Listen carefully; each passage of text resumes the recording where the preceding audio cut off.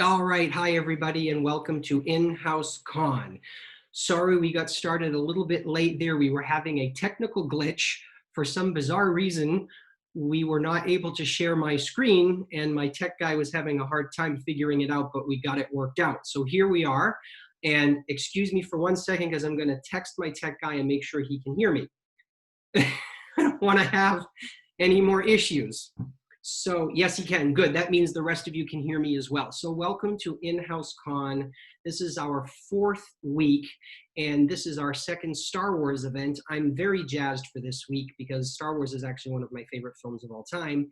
And this week we are focusing on Empire versus Rebels. I am wearing my Empire colors today. As you all know, red is the color of the dark side. And I don't know if any of you can see it, but my jacket actually has Darth Vader emblems all over it. So I am all Star Wars'd out for all of you. So thank you so much for joining us this week. So let me just do my little announcements before we start here. So first of all, what is In-House and Coolwaters Productions? Coolwaters Productions is a management company out in Hollywood, California, and we represent actors, some of them you will be seeing today, for fan conventions all across the world. And because of the coronavirus COVID-19, sadly, my clients and I are all at home, unable to visit with you, the fans. So I decided to start our own virtual con for everyone out there, which in turn is where we are now, InHouse-CON. So thank you all for supporting us. I also want to make sure that we plug our website, coolwatersproductions.com. You can go there for client biographies, an appearance schedule when we actually are up and running again and out meeting fans across the world. There's always an appearance schedule. You can see who's going and to which conventions. And yeah, so there you go. And then I need to push for next week. Don't forget, we do have our last May event. It will be a Superman themed event, and we will have Aaron Spolinski, Sarah Douglas, Jack O'Halloran, and Jeff East as our guests. Plus, as you saw the title card earlier, today is our official announcement for the entire month of June. We are going to be doing 4 events every Saturday in June: Ninja Turtles, Aliens, another Star Wars event, and Disney. And yes, Star Wars fans who are listening today, John Ratzenberger is part of the Disney event. So if you are a Star Wars fan, please log on. John will not only be talking about Disney, but we'll make sure that we get some Star Wars questions in for him. And also, John will not be signing only Disney items. We also have Major Derlin photos from The Empire Strikes Back that you can order from him as well. So Star Wars fans can join the Disney event that week. So without further ado, at this point, I would like to start bringing on our guests. For those of you that are not familiar with how things work here, I have to do screen shares anytime I want all of you viewing audience to see something. You'll always have to bear with me for a couple of seconds. I have welcome videos for each of our guests, and I'm going to play the first one now. So let me share my screen and start our first video.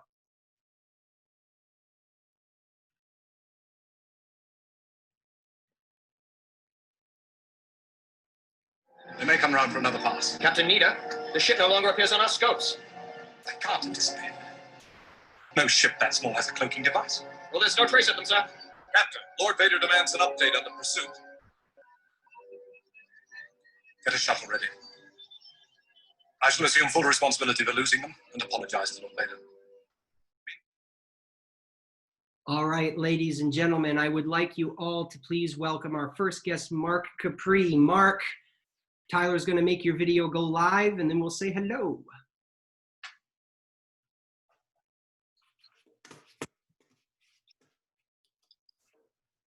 Hi, There folks. he is. Hi, Mark. Welcome to the show. Where are you calling in from today, Mark? I'm in Los Angeles, up near the Hollywood Bowl in the Hollywood Hills, LA. How many folks are with us today? Do we have a count? Yeah, I see 56 people have logged on so far to join us today. That's amazing. Nice to meet you guys. Perfect. All right, Mark, Tyler's going to make your video disappear so we can bring on the next guest. So hang tight and we'll see you shortly. You bet. All right, guys, I'm going to share my screen again and we're going to play our next welcome video.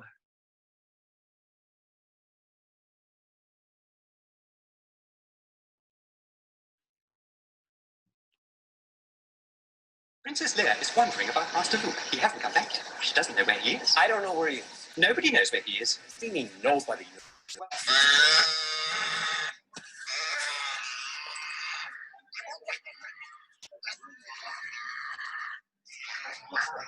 Sir, Commander Skywalker hasn't come in the south entrance. He might have forgotten to check in. Not likely. The speeder's ready. Not yet. We're having some trouble adapting him to the code. We have to go out and tell him. Sir, the temperature's dropping too rapidly. That's right. My friend's out in. I'll cover Sector 12. Your tauntaun will freeze before you reach the first marker. Then I'll see you in hell.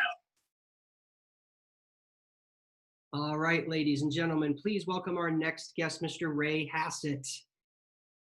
Tyler's going to bring him in now. Maybe. We'll see. Maybe not. Well, he is here because we were talking to him. There we go. Hi, Ray. Welcome to the show. Thank you for having me. Absolutely. Where are you calling in from today? I'm calling from New Haven, Connecticut, about 60 miles north of Manhattan. Oh, what's the weather like out there? Cloudy and rainy. Cloudy and rainy. Well, you're stuck with us for the next hour and a half inside and warm, so thank you for joining us, Ray. Thank you for having me. All right. Tyler's going to make your video disappear, and we're going to bring on our next guest. We'll see you very shortly, Ray. All right, guys, let's bring on our next guest.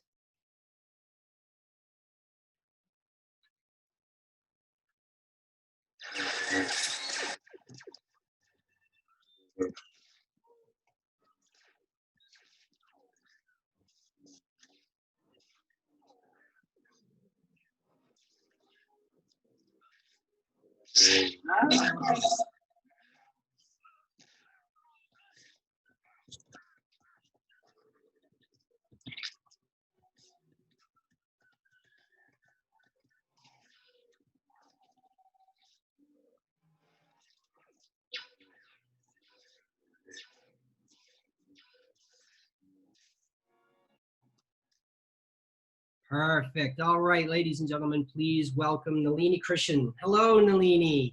Hello, how is everyone? Welcome to our show. Where are you calling in from today? I'm actually calling from Pasadena, California. Well, thank you for joining us. Thank you for having me. All right, we've got one more guest to bring on. Nalini, your video is going to disappear. We'll see you very shortly. So let's welcome our last guest, ladies and gentlemen. Let me bring up the video and we are good to go.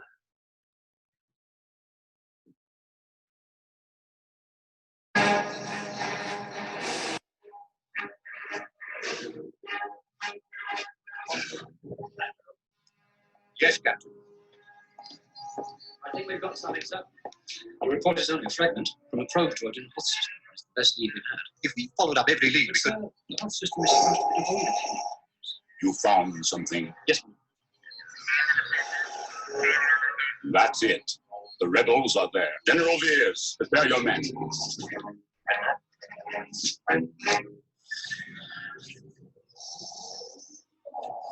is it, General? My lord, the fleet has moved out at light speed. Comscan has detected an energy field protecting an area of the sixth planet of the Hoth system.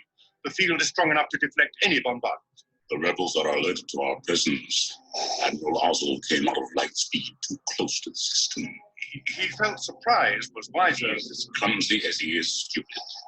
General, prepare your troops for a surface attack. Yes, my lord.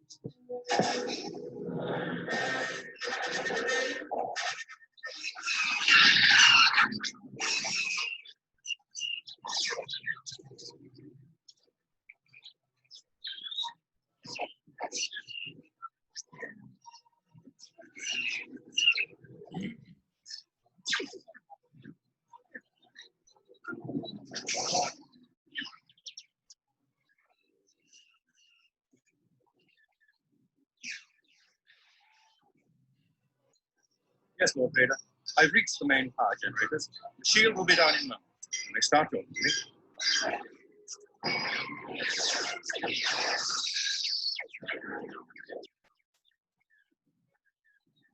All troops will debark the ground assault. Prepare to target the main generator.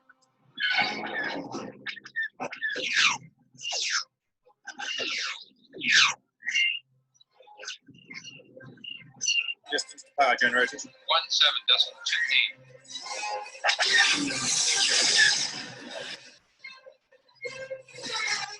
Target maximum firepower.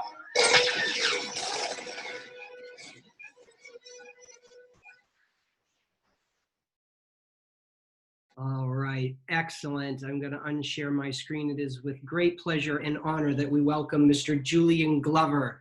Hello, Mr. Glover. Welcome to the show. Hi, and thanks to everybody for staying in to see this show this afternoon.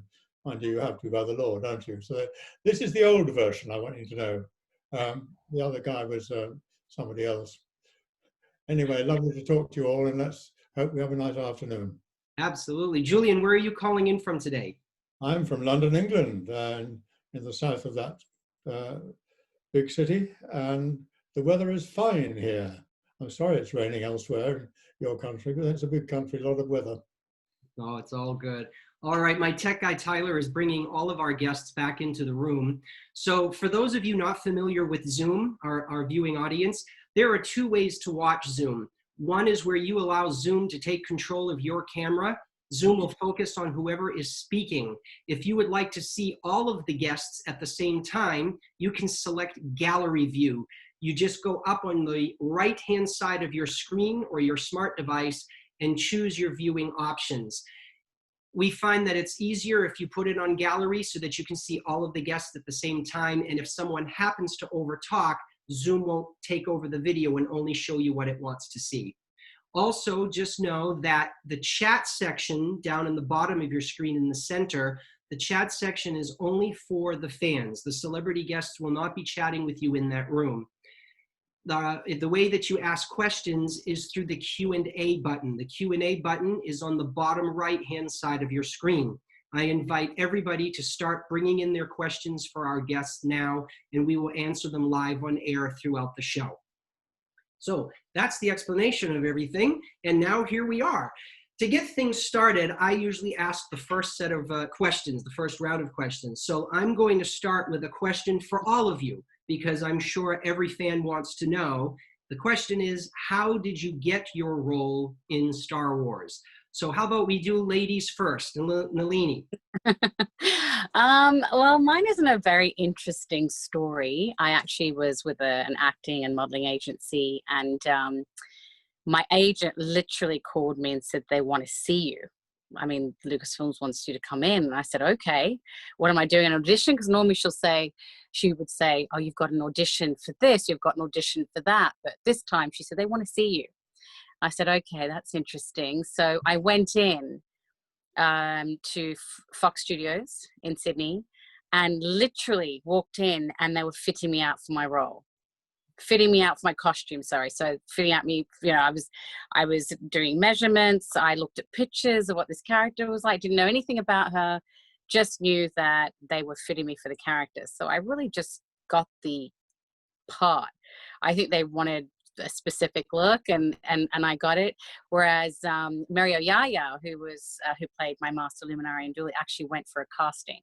So she actually had to audition and I didn't. So I don't know, I guess I was just really lucky. Oh, that's amazing. Wow. Mark, how about you? How'd you get the role? I was living in London at the time. I had been to drama school there at the Royal Academy of Dramatic Art, and I was in a play in the West End with the RSC, the Royal Shakespeare Company, in a production of Man and Superman.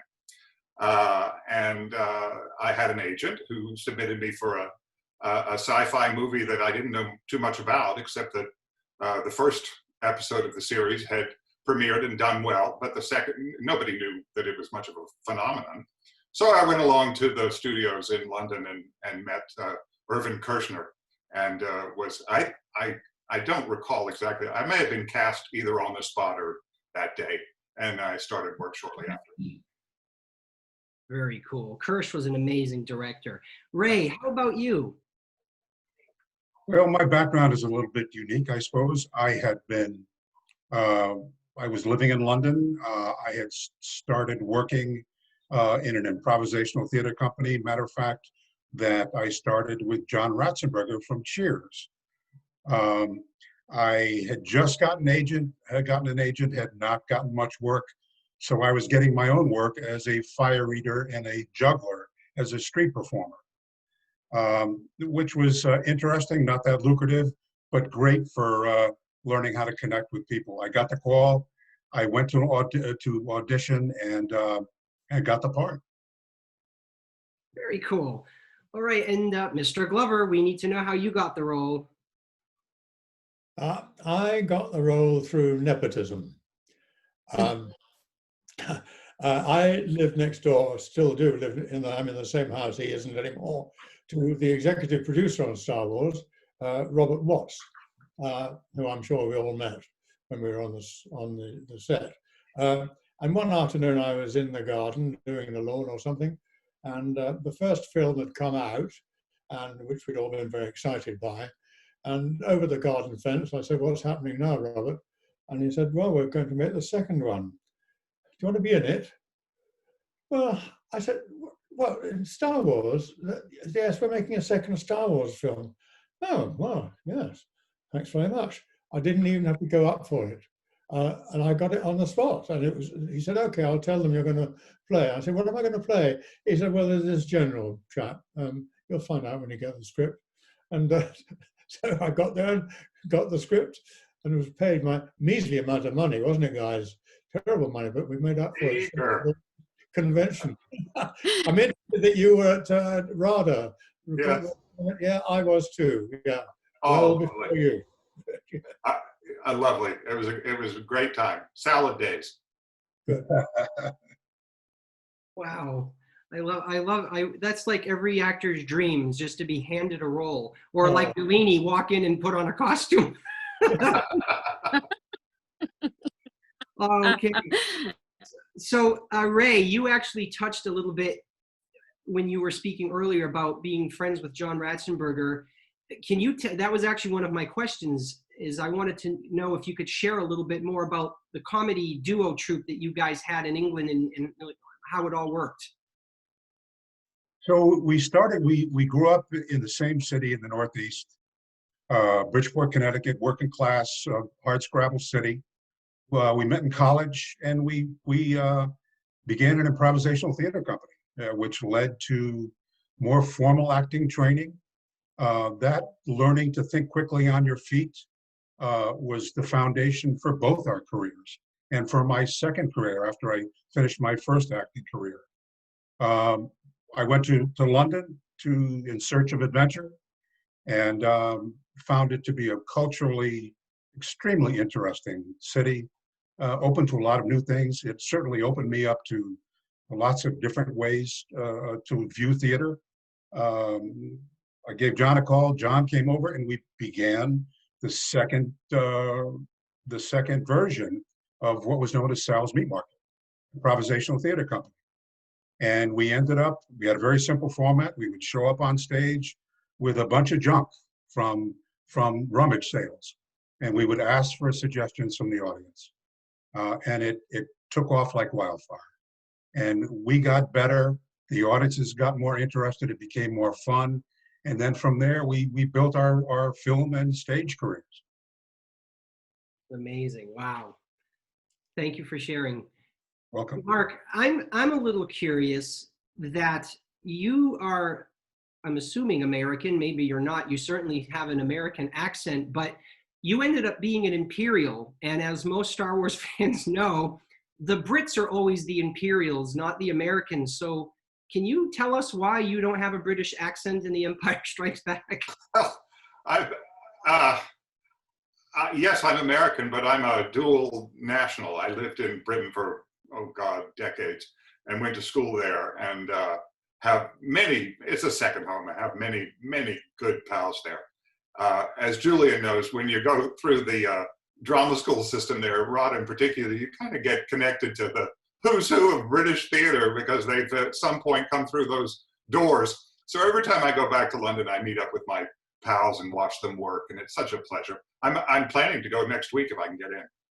Anyway, I had stayed in Britain for all the time and had a dual residency, and still go back regularly.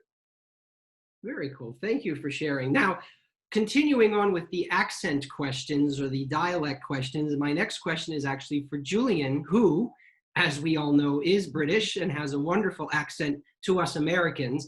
But Julian, in Indiana Jones and the Last Crusade, you played an American with an English accent or American accent. And I'm curious, how did that come about? And was there a particular American dialect that you studied to mimic? Yes, there certainly was.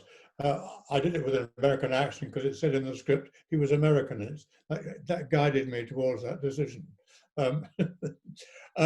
Yes, I had a dialect coach, a wonderful man called Julian Glover, and he corrected me on every single issue. It was meant to be sort of Bostonish sort of accent, and I think I have a little story to tell you about that.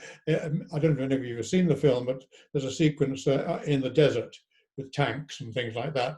It was a very, very heavy day for all of us, extremely hot inside this tank. Anyway, at the end, we're standing there sweating, mopping our brow, and Spielberg said, Julian, you know, your American accent is so good. He said, you'll never stop making American pictures from now on.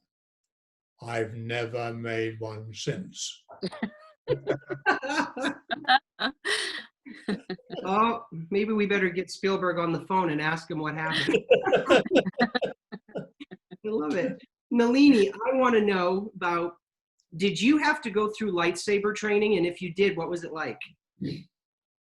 Yes, we did, but it was very, there was kind of no organization to the training. We did train with Nick Gillard, who's just incredibly amusing, and he was the main, stunt coordinator. He's the main trainer, if you like. He trained all the main stars in the lightsaber scenes. So he pretty much trained us, on the spot, and then we would do a take.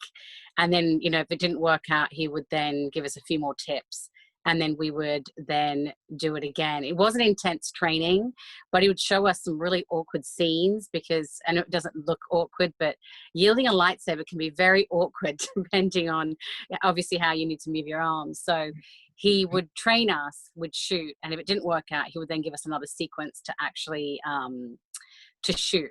So he taught us with the lightsaber. He also taught us the tandem. Tandem was incredibly difficult to do. Tandem fighting is where you fight back to back, but you're in sequence and you're doing the exact same movements. And it required so much effort and so much timing. And I think it was probably the most difficult thing I'd had to learn in lightsaber fighting, because we're not only learning to yield the lightsaber, but you're also, learning timing of fighting with someone who's doing the exact same thing as you, but back to back, but you can't see what they're doing. So we had to do that, and it was a lot of fun. I think they made a lot of fun of us too, because we're all so used to it, not used to it, sorry. So, it was so new to us, but it was fun. And I probably would say I need a bit more practice, but yes, he definitely did a great job at training us, and very quick training, if you like. But yeah, he did the best that you can do with what he had, which was very inexperienced, actresses who really had no real sort of lightsaber training before. So yeah. Very cool. All right. So some fans who have joined us in the past know, and for those of you joining us for the first time, one of the things that we like to do during our little live events here is we like to take little live polls.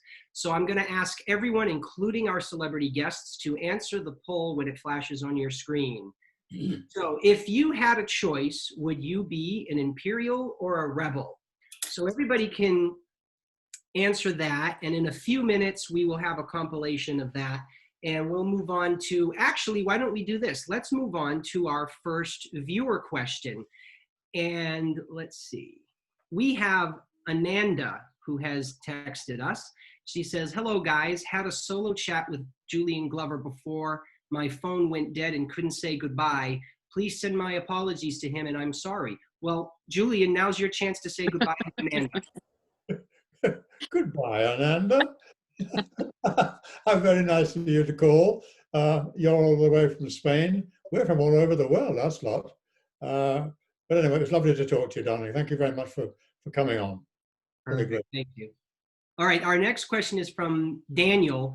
This is for Julian. What is your favorite memory from working on Indiana Jones and the Last Crusade? Well, of course, my best memory should be my death sequence, which was an extraordinary thing, which of course Spielberg didn't use any CGI. He spurns that sort of thing, as you know. And so he did it all in the old-fashioned way of cutting here and there. And that took us 3 whole days to do 16 seconds of film. That should be my favorite, but it isn't, because it was very, very uncomfortable. My very favorite is a simple scene. It's when I'm first revealed as being the bad guy. I've been a good guy up till then, talking with Indiana Jones and being nice and talking about finding the Holy Grail and all those things. And suddenly they've been captured, if you remember, the 2 boys. And camera pans over and it's me sitting in the chair. And I really enjoyed that, particularly, I won't keep you, but particularly because during rehearsals, Spielberg is wonderfully receptive to ideas and all that. We were going through the scene and rehearsing it, and it comes when Indiana Jones says, talks about the girl, and his father says, yes, she's German, of course. And then I don't know what the dialogue was, but it was written there, forgotten entirely, because in reply to she's German, of course, and Indiana Jones said, how do you know that? And Sean says, she talks in her sleep. And that the whole studio fell apart. And of course, Spielberg said, yes, keep that in. That's absolutely brilliant. It's rather like that scene in the next film when poor old Harrison has got that saber fight, do you remember? And I think everybody knows this, but on the day he had to do this great saber fight in the middle of a souk in North Africa, he had the jelly bellies and he couldn't hardly move. They said, you've got to do it. No, he said, I can't do it, I can't do it. He said, I know what I'll do. I'll just shoot him dead, straight off. And they went, brilliant. And that is the second biggest laugh I've ever heard in a Star Wars movie, when he just turns, boom, wonderful. Yeah. Sometimes those little made-up things on the spot are the ones that we remember the most. Talking about improvisation. Yeah, exactly. So perfect. We have the results for the poll. Tyler's going to flash that on our screen now. So it looks like the majority of our fans want to be rebels. So that would be in Ray and Nalini's favor. So there you go, guys. More people to be on the team. It's just because the girl is on the rebel side. That's all it is. You can have no loyalty to the state. All right, let's do another question from our fan base. This is from Jan, and it is directed at everyone. She would like to know what has been your most challenging role and why. So who would like to start that off?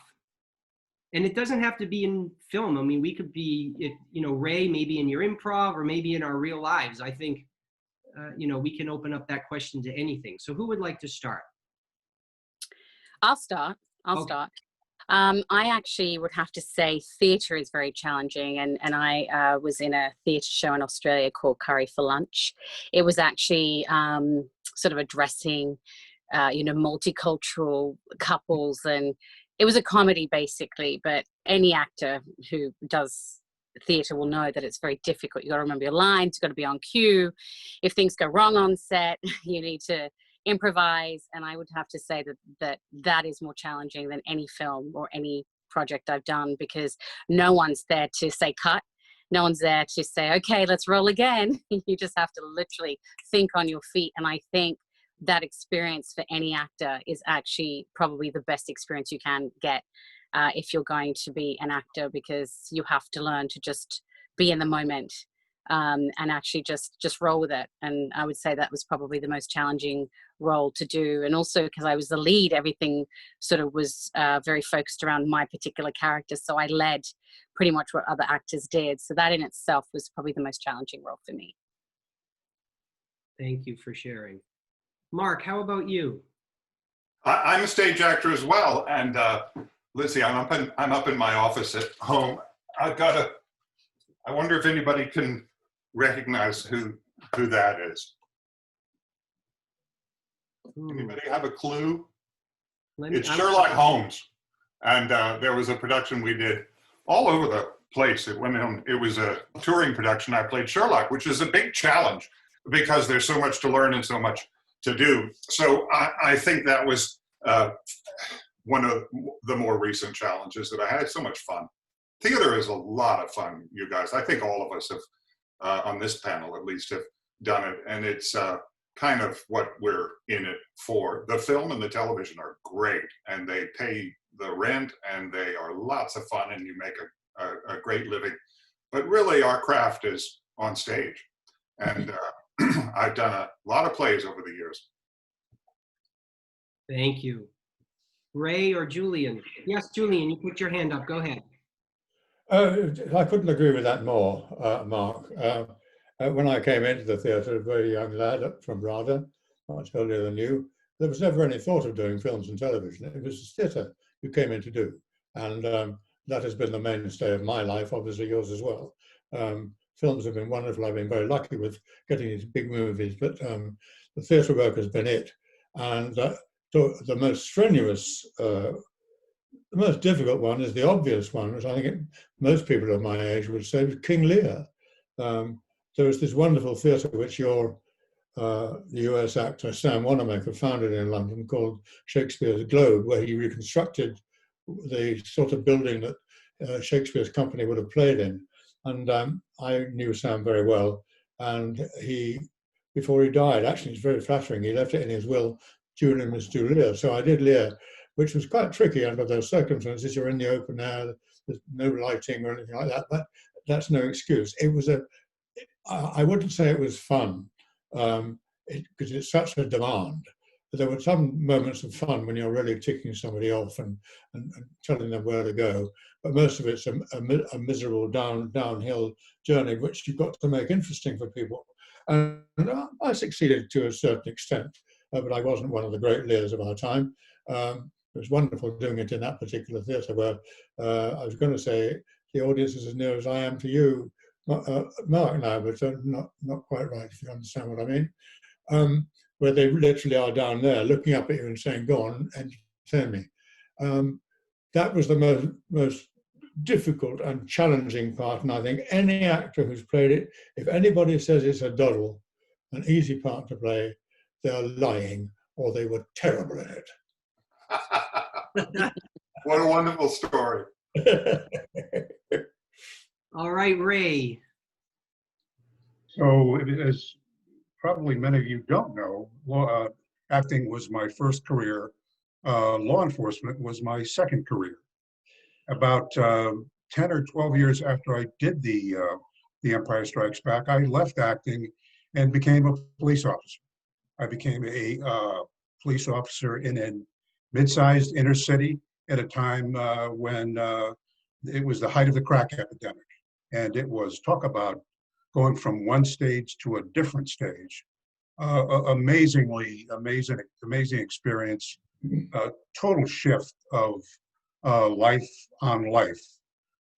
What was probably the most challenging part of my police career is when I left law enforcement. About 2 years after becoming a patrol officer and answering calls for service, somebody apparently had heard that I'd been an actor. So they offered me the choice to leave policing, disappear, be given a new identity, and embed in organized crime. So I basically resigned and disappeared and was given a different identity. And I began a 2-year investigation into organized crime, becoming part of organized crime. I became a real bad guy. You live feral, you live by yourself. There's no backup. Your family never knows where you are. You have to figure stuff out. That's, I think, where my work with John Ratzenberger and I as improvisational and did the improvisational work it many times saved my life, being able to think clearly, quickly, say nothing. The most complex operations that you went on sometimes were not the big drug dealers or the gun buys, but it was just having coffee with somebody who believed you were somebody else. So if you made a mistake, you end up in landfill. So it was an incredible life experience. I survived it. I came out completely changed. It's changed me forever, but certainly has given me a wonderful appreciation for the actor's training. Fantastic. What a story. And our men in blue. Oh, That is story. that is incredible, Ray. Wow. Wow. Well, you know what? This is a perfect transition. I'm going to ask Tyler to mute Julian, Nalini, and Mark, and we're going to move on to our first exclusive for the day. For those of you who don't know, InHouse-CON prides itself on offering exclusive content to our viewers, and I've asked all our clients that are on each week to provide something that they have not shared in public before. So it's something that you're only going to see here. And this is the perfect transition because Ray wanted me to share with everybody something that he's done, and I'm going to bring that up in 1 second here. Thought I had it ready already, and I don't. Oh dear. Everybody can see my background. How do I change that? Let me put this up. Hold on, guys. I can't have my desktop showing. Here we go. All right. So I'm going to play this, and then Ray, you can talk about it afterwards. Here we go.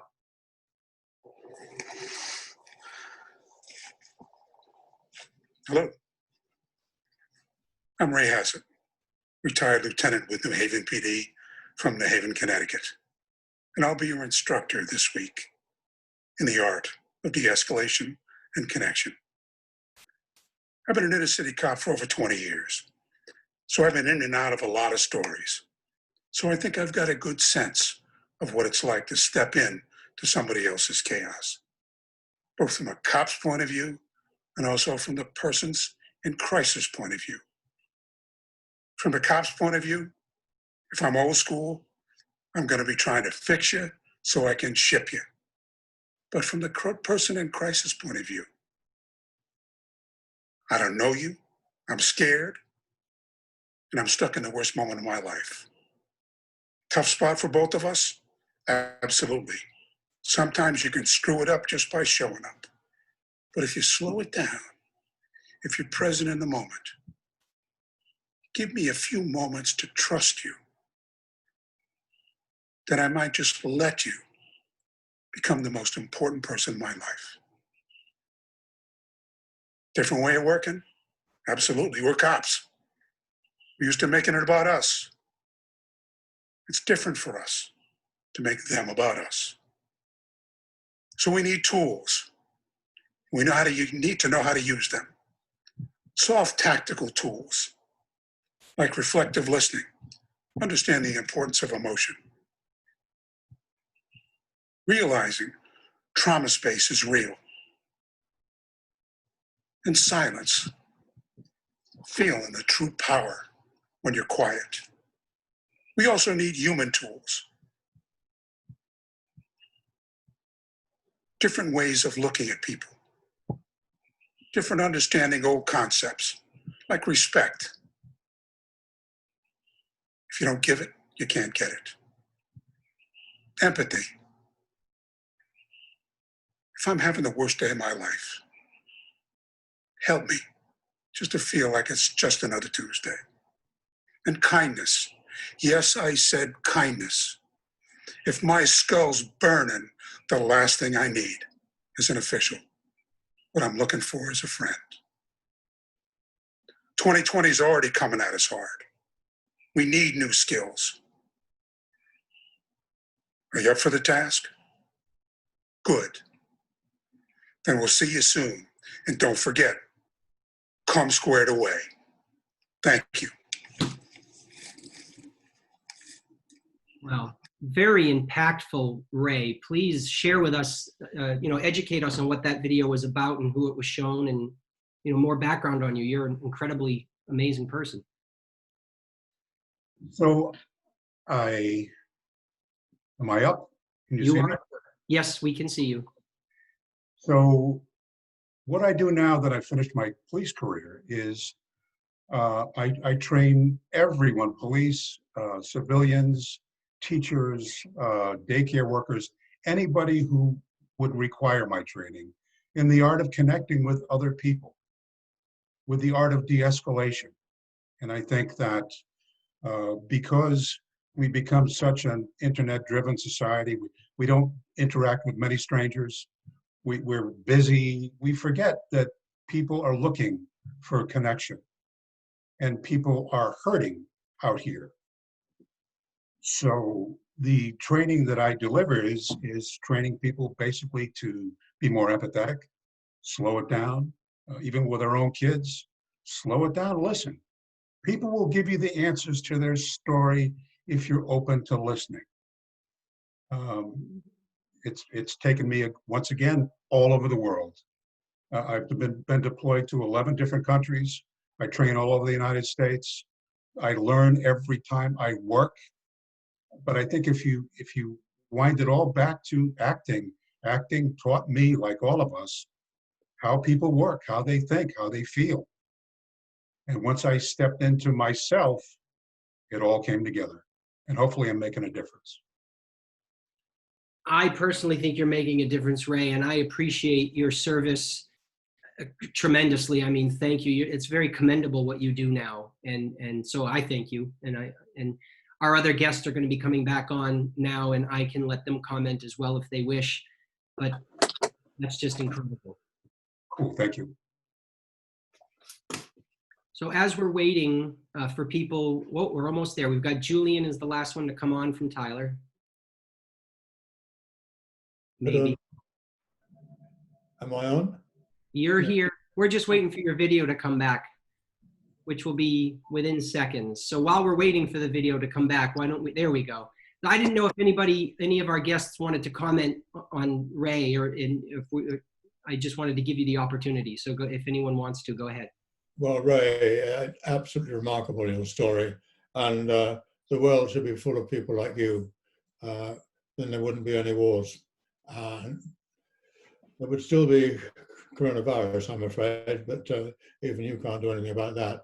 I am full of admiration for you, Ray, and you're a very welcome person in this world. Thank you, sir. Ray, you're a hero, and thank you for your service. Thank you. Thank you, Mark. Beautiful. All right. So let's take a couple of more questions from our viewers here. We've got, well, here, we'll continue with Ray. Ray, I have a question from Brandon. What was it like working alongside Harrison Ford for the scene in Echo Bay? Was it intimidating at all? And did Harrison give you any guidance for the scene? I think you have to put that in context of being a young, hungry actor.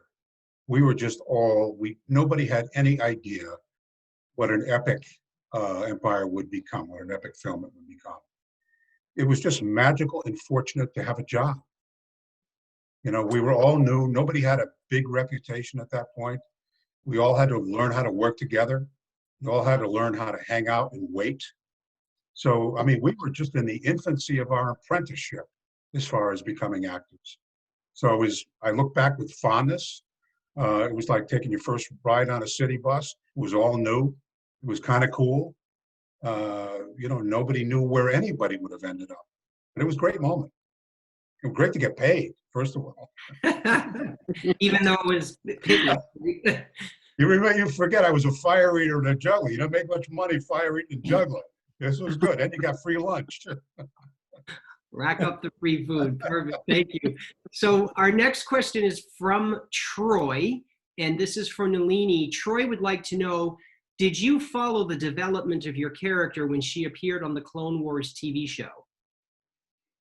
I did to a degree, but my fans were very good at telling me what happened, and then I would read up on what was happening with her character. So yes, I know the unfortunate events that happened with Barriss Offee, and the way in which she tried to address her opinions about certain things, which caused her to be exiled. So I know that whole story, and you know, I know that she went from being a Jedi, you know, she was a rebel, she was for the cause, and then completely went left field, you know, killed Ahsoka, and there were so many things that she did that were very much out of character. And I think it was a shock to everybody. So I had fans telling me at conventions, messaging me, informing me, did you know what happened to Barriss Offee? Before I even read up on, you know, the development of her character. So yes, I am very well aware of what unfortunately happened. Yes. Beautiful. I'm going to try and do a screen share here really quickly. This is a little unexpected, but I'm hoping it will show. Julian, this is actually directed to you, and some of our fans will get a kick out of this. We actually have a special guest viewing in our audience. Actress Sarah Douglas, who played Ursa in the Superman films, is actually watching the show today. And as you can see right here, she sent in a Q&A, or more of a comment. It says, I would like to say a special hello to Julian. He is most dear to me. By the way, my ex-husband had a pretty good death scene too. He used to rehearse it in the house all the time. That would be Richard LeParmentier, who played Admiral Mahdi. Sadly, Richard is no longer with us. So that's really interesting that Sarah popped on to watch our little event today. So thank you, Sarah. And Julian, would you like to do a shout out to our dear Sarah? Yes, Sarah, how lovely to hear from you. Funnily enough, I did a few interviews earlier on today, and one of the questions was about The Brute. And that was a film, guys, which Sarah and I did about wife beating. And guess who did the beating? And it was fun to do. We all got on terribly well. But it was such a rough subject that the next job I didn't do because they cancelled it because I'd just been in The Brute. But Sarah, very dear to me, and same thing. God bless, darling. Fantastic, thank you. Yeah, I've got my little Richard LeParmentier bust right here in the background of him getting choked by Darth Vader. So wonderful. So I think now is a good time to throw up another poll so that everyone can play along. So we'll do that with Tyler. And again, all of our guests play along with our viewers. So everyone gets a chance to answer. Which Jedi was your favorite? Obi-Wan, Yoda, Luke, Barriss Offee, Anakin, or I can't read without my glasses. Wait a minute. Ahsoka Tano. Everyone has to forgive me. I don't have my glasses, and the other characters, I just knew who they were. So anyway, everyone have an answer, and we'll do the poll results in a moment. I actually would like to go back to the Q&As now. There was one that I saw that was for Julian, and it was interesting about, where did it go?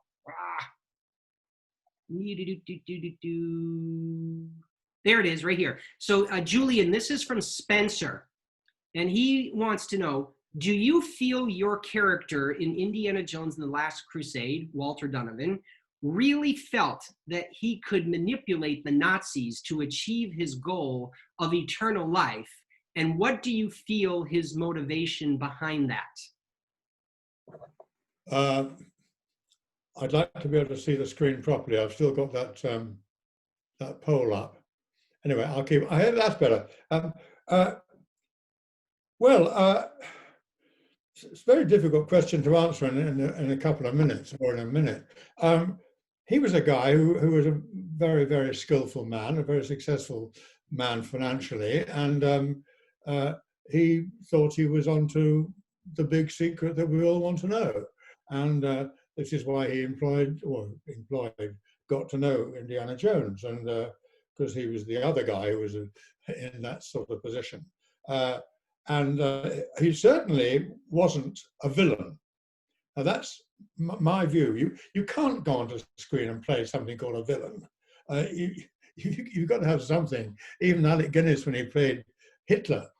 He found all the reasons he did it. He was behaved by not good reasons, but anyway.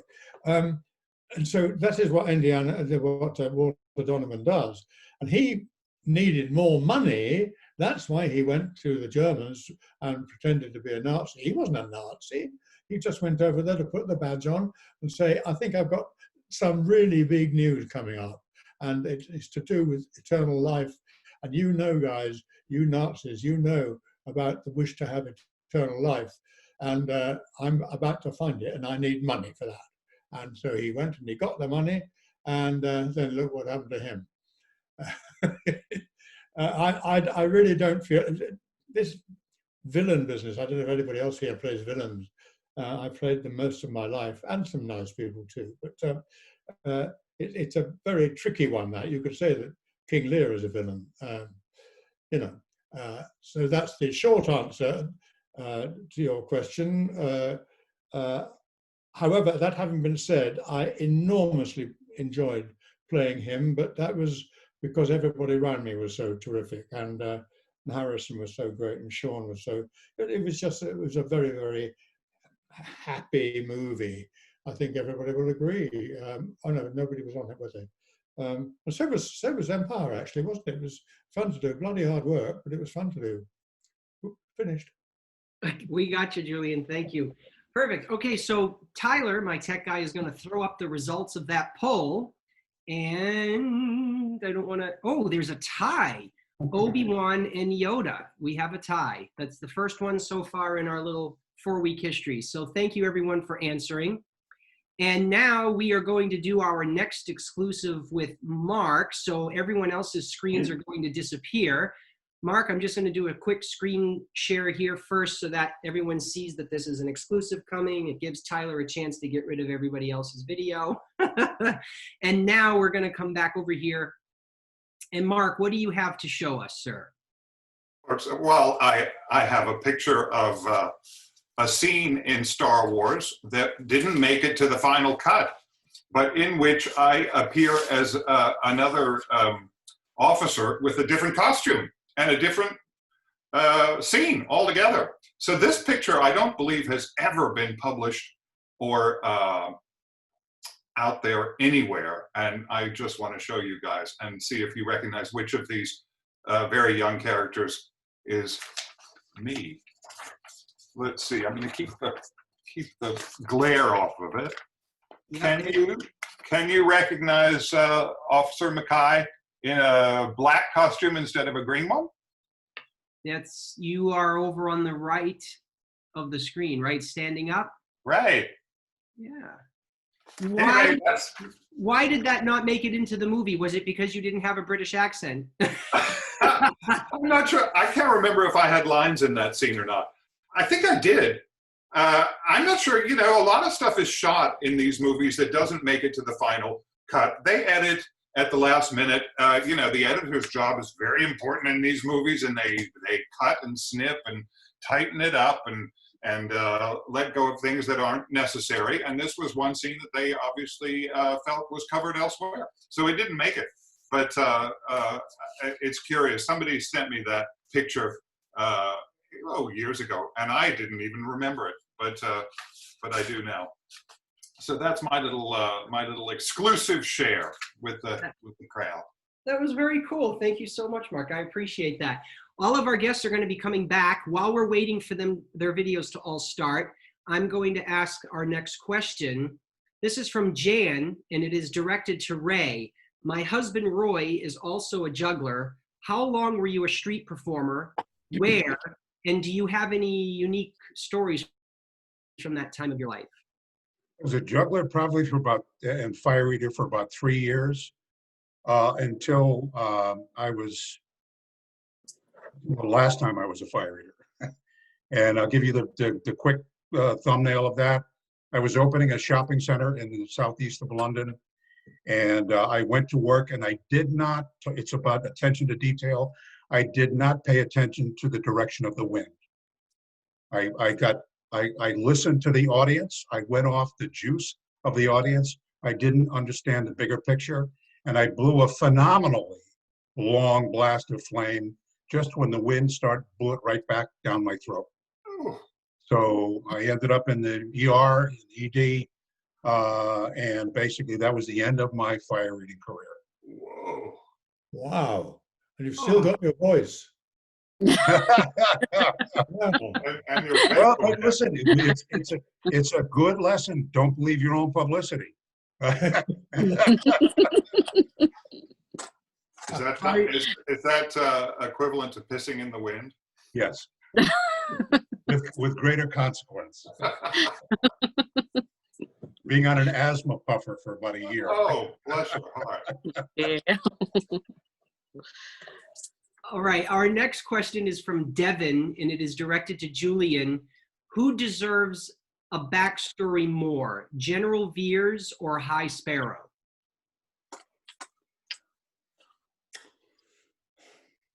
Well, I don't know.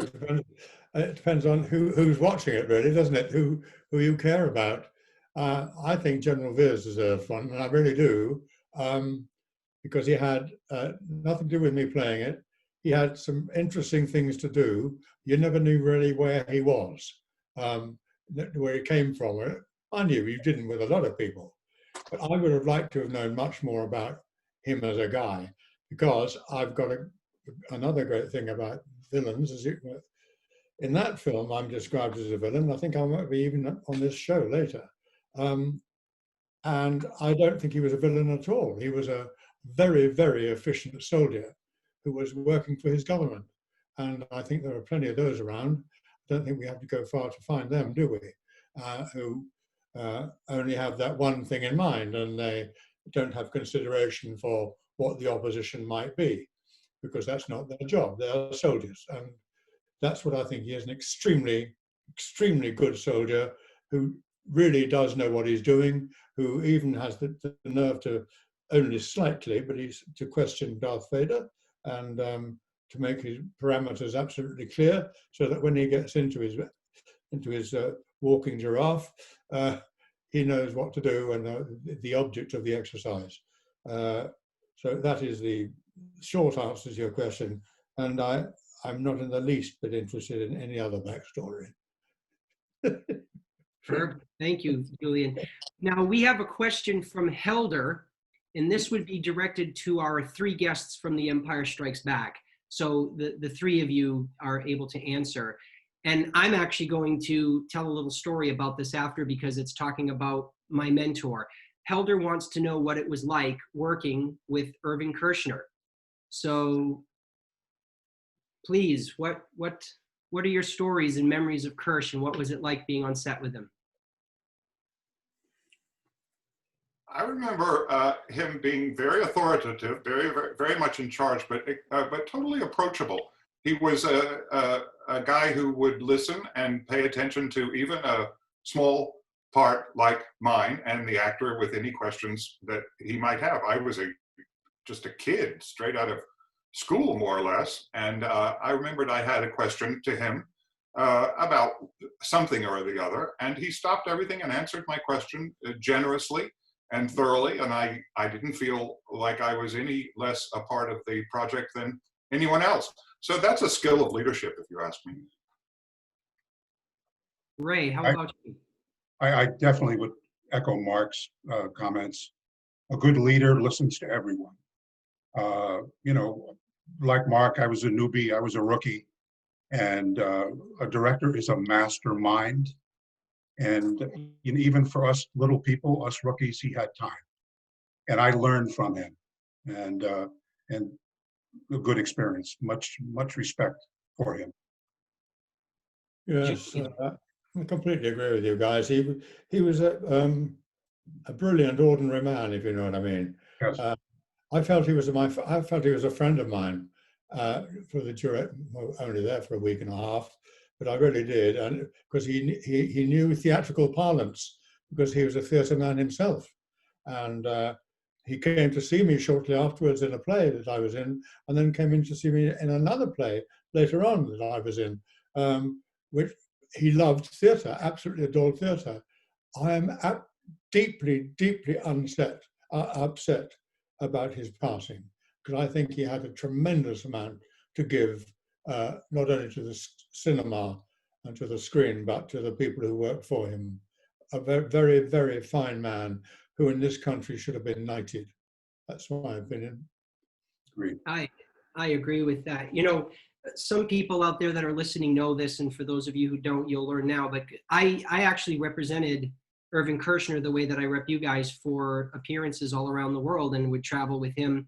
And over time, he became my mentor because I did a film of my own and he helped me with it. And he was an incredible person. And he used to tell us stories when we go visit his house. And I don't know if you guys are aware of this, but Kirsch actually turned down the request from George Lucas to direct The Empire Strikes Back 4 times. He did not want to do it. He turned him down 4 times. And the last time that he had a meeting with George, what sold him on it was George brought him into a room where he had all the blueprints up for Skywalker Ranch. And he basically told Kirsch flat out, if you make this movie for me and it's a success, I'm going to build everything that you see here on these walls. And if you don't make the film, it's going to flop and this will never become a reality. And so Kirsch didn't know what to say, and he finally caved in. And he had some caveats with George, and I won't share those, but he made the movie, and it was due to its amazing success that we have Skywalker Sound today. So just a little story for you guys if you didn't happen to know. So there you go. I'm going to ask Tyler to remove videos for Mark, Ray, and Julian, and we're going to do our next exclusive with the lovely Nalini. So let me just get my exclusive logo up there so everyone knows that this is something happening. So our exclusive with Nalini is actually going to be a little bit different, guys. It's not a show and tell. Nalini has actually offered to have one of our viewing fans out there win something, and I'll let her explain what it is. And the way that we're going to do this, just understand, this is a speed trivia contest. There's one question. Nalini's going to answer it, and I need everybody to get ready on their keyboards in your chat room, and you are going to answer the question. And the first person who puts the right answer in there, and Tyler's going to be watching, will win. So Nalini, what can our viewers win today? They can win a mask. Now, this is no ordinary mask. This is actually a very specific Star Wars mask that was made for me from a dear friend. And I'm just going to show you the design up front so you can see. And on the inside, same design. Now, I have personally not seen any Star Wars face masks out there, but given what's happening right now in the pandemic that we're in, I thought this would be very befitting. So yes, it's wonderful, isn't it? So basically you just put it behind the ear. I do have another one that you can put around the head. Depending on who wins this, you can let me know which design you want. This is basically it. So it's washable, wearable, and it's very super cute. And I have one myself. So the lucky person that answers this question, the person who answers the question first will actually win this. So Derek, can I go ahead and ask the question? Yeah, so what we'll do is tell everybody get ready, have your hands on your keyboard, because whoever's got the first right answer, they win. So on your mark, get set, go. What species is Barriss Offee a member of? Okay, now we have the Jeopardy music. Do do do do do do do do do do do do do do do. And I'll bet you we already have a winner. Tyler. Yes. Tyler's going to text me the name of the winner, and the winner is Devin 8. That must be the screen name. So Devin 8 is the winner. So congratulations. Woo-hoo! Tyler's going to bring back all of our guests from the video. So Devin, congratulations for getting it not only correct, but the fastest. You've got super fingers, apparently. And what we'll do is we'll connect with Devin 8 separately after the show.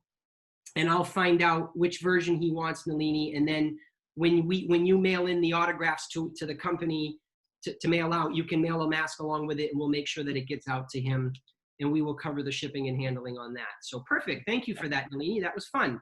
So Tyler, bring back our guests, Tyler. Bring them back. We love our guests. I'm going to look at the Q&A here while we're bringing back our guests. So we are going to have a question for everyone. Yeah. So this is from Christian, and it's directed to anyone who wishes to answer. What was your favorite special effect from a movie while it was, wait a minute. What was your favorite special effect from the movie when it was being filmed? So Nalini, obviously yours for your Star Wars film, and for the guys for Empire Strikes Back. What was your favorite special effect when it was being filmed? This is a toughie, especially since some special effects are put in afterwards. maybe we'll add to the question just to make it a little easier for our guests. If there wasn't a special effect or a behind the scenes story you can tell us, how about once you saw the movie, what was your favorite effect on screen that you saw and were blown away by it? Let's do it that way. So Nalini, why don't we have ladies go first? I'm really trying to think here what I was impressed by, but there's a council scene that we did, and when I was on set, it was literally just blue screen, and when we did the fight scenes, it was green screen. So it was very interesting to see what was placed in front of them, and obviously well, I mean, a lot of the scenes that I did were actually cut out because of the fight scenes, the lightsaber scenes. But I know that, you know, we were obviously fighting things on set that we couldn't see. So that would have been interesting to see, but they didn't have that on set. But I would say just the surroundings of the council scene that we were in, where we walk in and you know, they're having that big meeting, and obviously the surroundings, that was quite interesting. But also the fight scenes, like all the lightsaber scenes we did, and you know, all the special effects they put into that was probably, I would say, my favorite. Wonderful. Ray, how about you? Definitely the Tauntauns. I like anything furry. I like anything furry. I love the Tauntauns. Okay. Mark, how about you?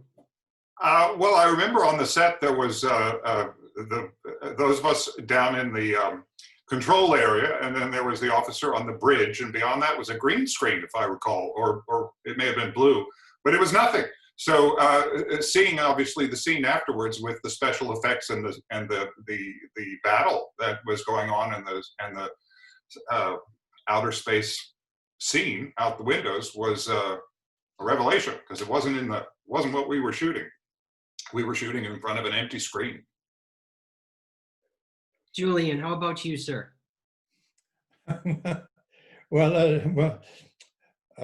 sequence I referred to earlier, when I'm driving my giraffe, I read the script and it said what I was driving, but no description of it or anything.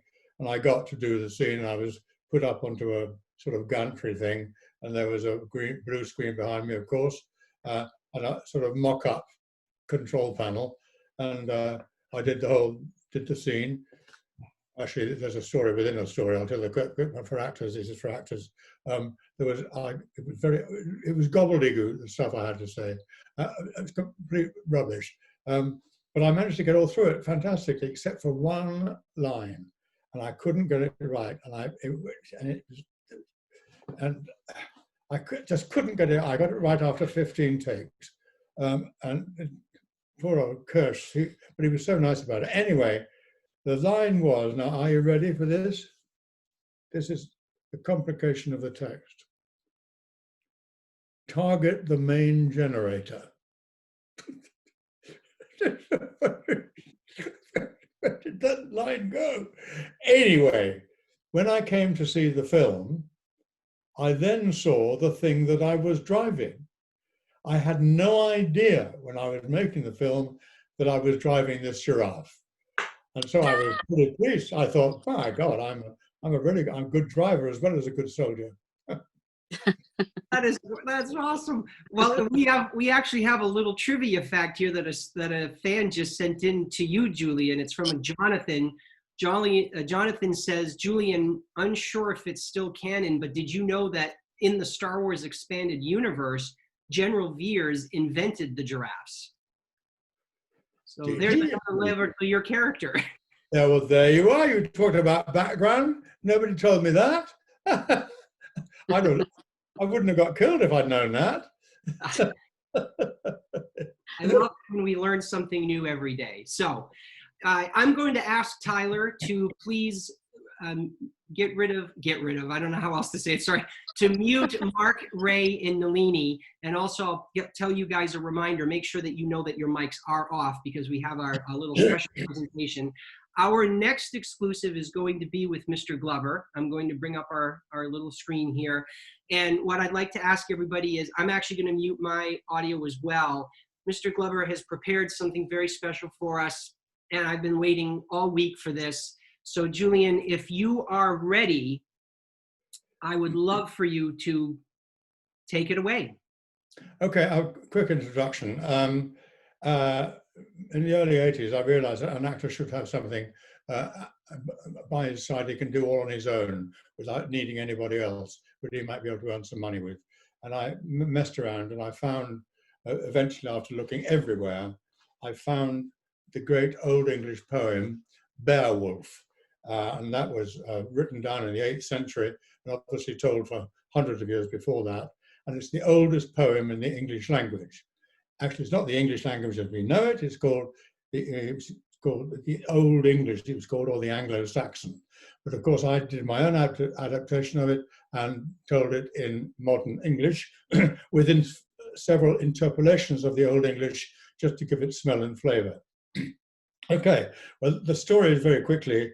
The King of Denmark, King Hygelac, has built this wonderful great hall, the most beautiful hall in the world, and all his soldiers and everybody was living in it, having a lovely time, when suddenly one evening they were all asleep and in came this monster called Grendel. He came out of the bog nearby, the mere, and this monster and he walks in and he starts to kill people and to eat them and all that. Oh, crikey, then he goes away having done that. Then he comes back the next night, does it again. And he's so huge and enormous and frightening that no one's got any way of fending him off. Well, okay, over in Sweden, which is called Gayatland in this story, there's a guy called Beowulf who's a bruiser, big chap. And he says to his mates, why don't we go over there and sort this guy out? And so over they go, and they're welcomed, and they say, we're going to sort it out. And they're welcomed, they're given a big party, and they all get completely ratted, and then they go to sleep.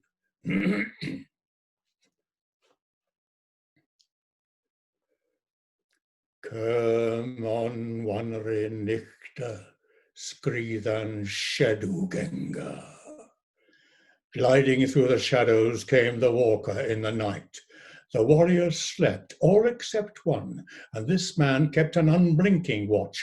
He waited, pent heart swelling with anger against his foe.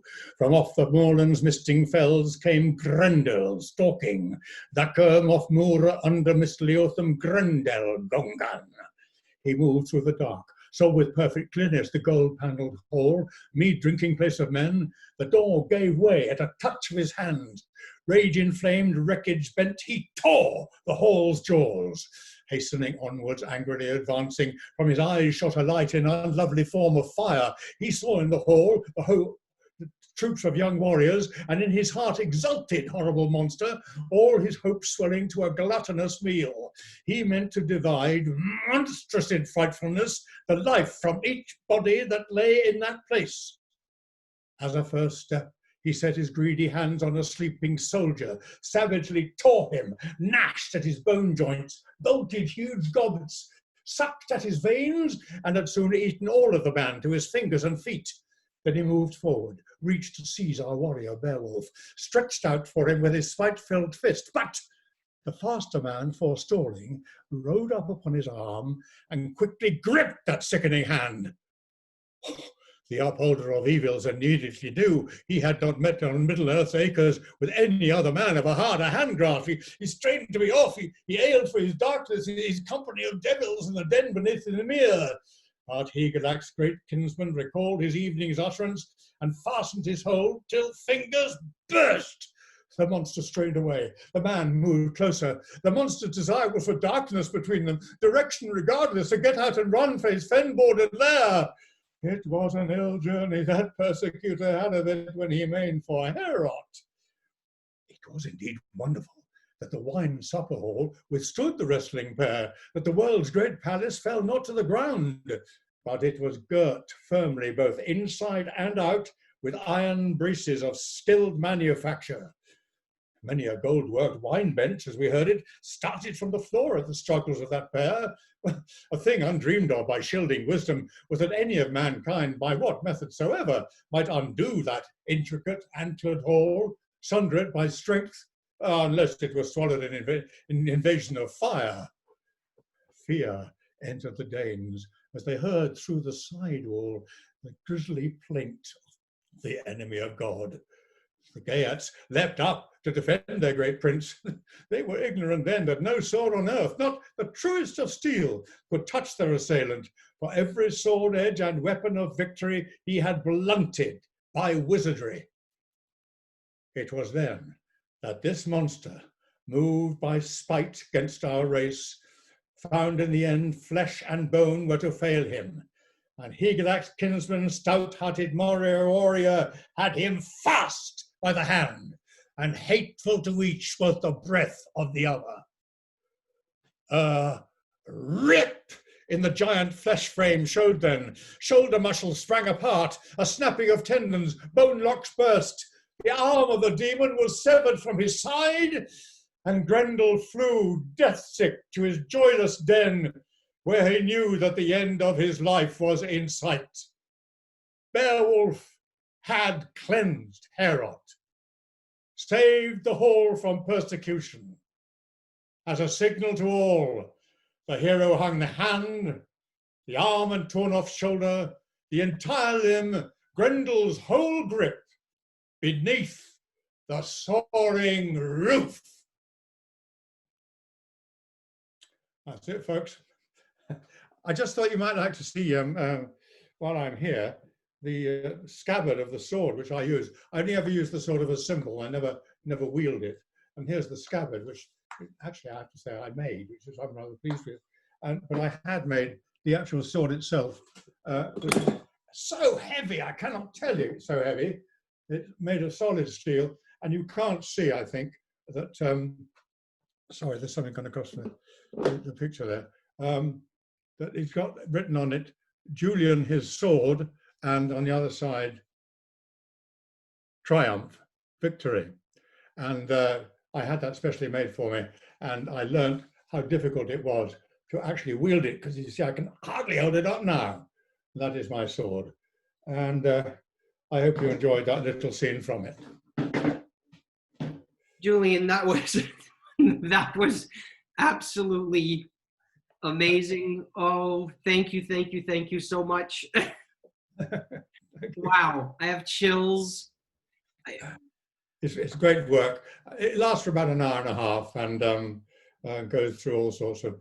Grendel's mother comes up, who's even worse than Grendel, and then a dragon comes up, who's even worse than the two of them. It's the archetypal story of the good guy versus the bad guy. And there you go. Well done, Julian. It's incredible. Tyler's going to bring back all of our guests now, and again, thank you, Julian. That was breathtaking. There's Nalini. So what we'll do when everybody's back live here, you got yes, applause to Mr. Glover. Yes. Bravo, bravo. For all the fans. Anyway, so why don't we bring up another poll for all of us to participate in? Tyler, I think we have another one ready. And again, this is for everyone watching as well as our guests. Who is your favorite Imperial villain? Darth Vader, Palpatine, Admiral Piet, General Veers, Grand Moff Tarkin? And don't let any of our attending guests influence your answers. So while we're waiting for everyone to answer those questions, let's go over to our questions from the people.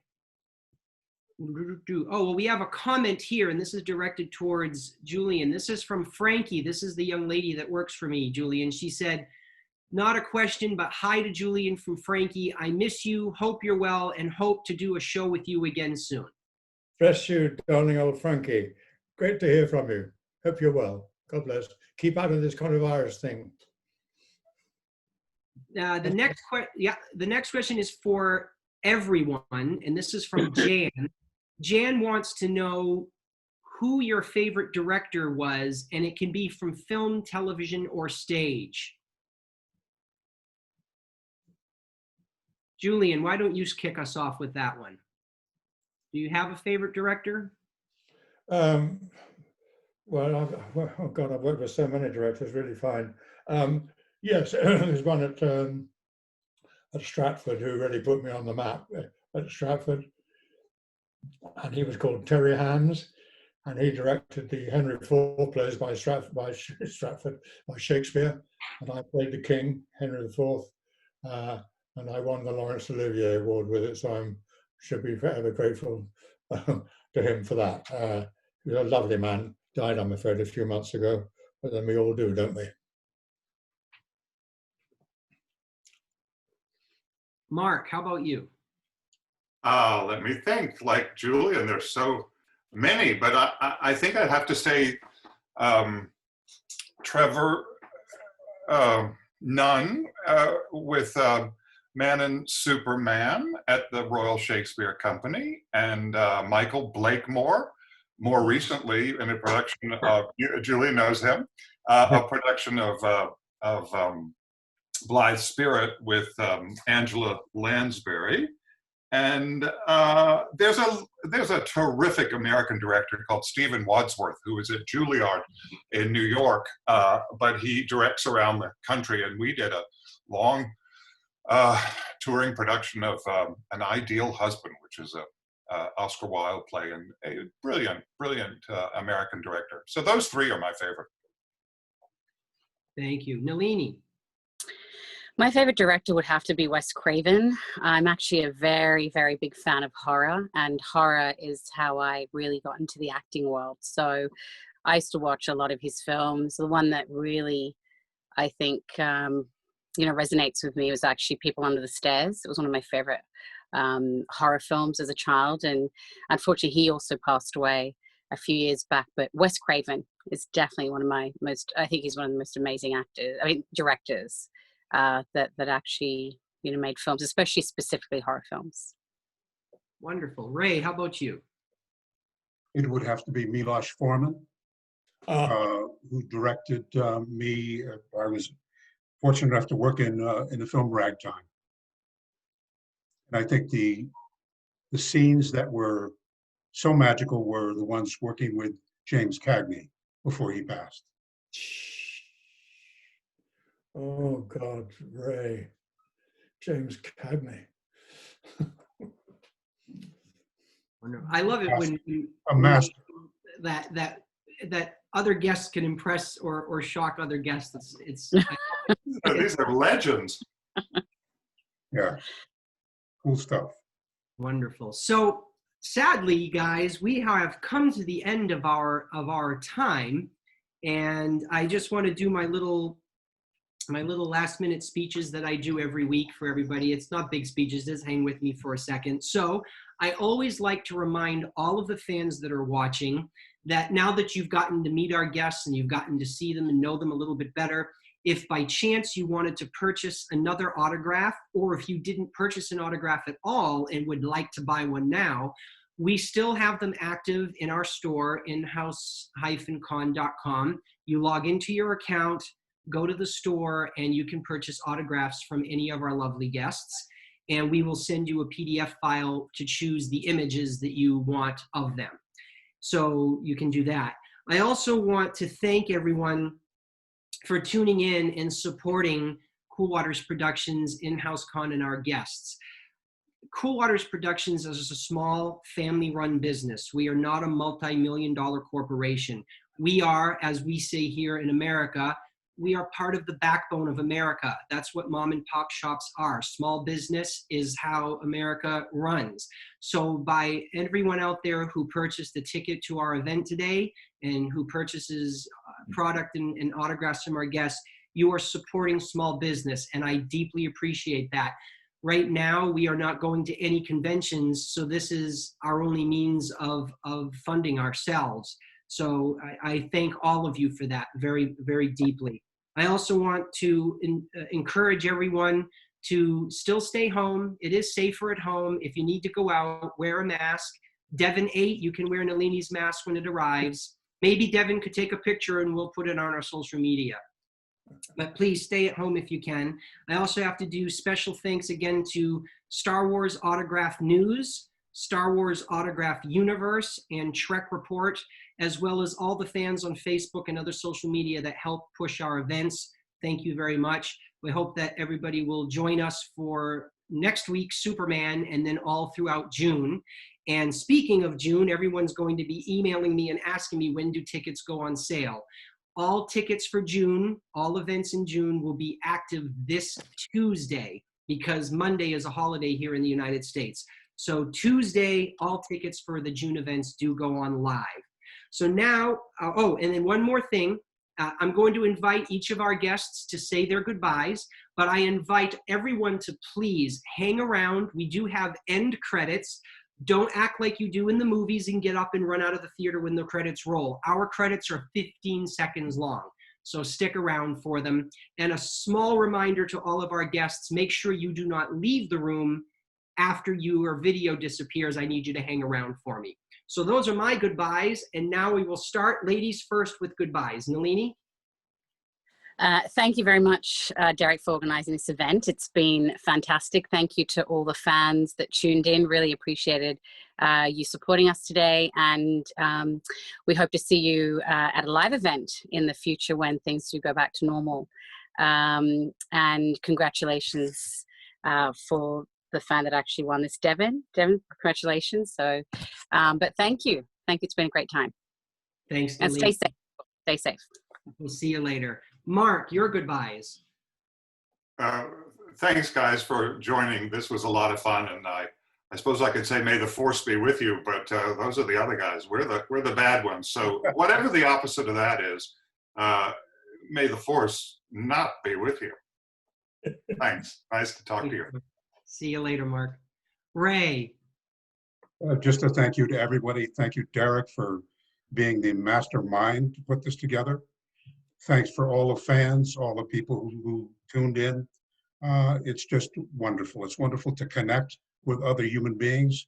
All I can say is thank you and much love and respect to you all. Thank you, Ray. All right, and my dear friend, Julian. Hey, goodbye, people. Thanks so much for tuning in today. It's much more fun than I thought it was going to be. And I thank Derek very much indeed for having organized this in these straitened times. It's wonderful that things like this are still going on. So I thank him very much.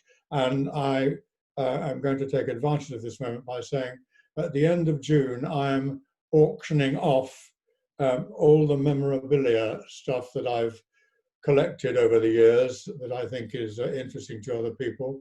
And it will be at the end of June with East London auctioneers. So keep an eye open for it. You just go to the website of East London Auctioneers, and I think you'll find some quite interesting items which have leaked their way out of my career. So thank you everybody for being here. God bless, and I hope to see you at a convention. Bye. Thank you, Julian. Good luck with the auction. That's fantastic. We'll let all the fans know about the auction via email. I'll get the details from Julian. He's told me a few of the things that are being auctioned off, and trust me, you are going to want to try and get one for yourself. So thank you, everybody. I hope to see you next week. And here come our short little credits.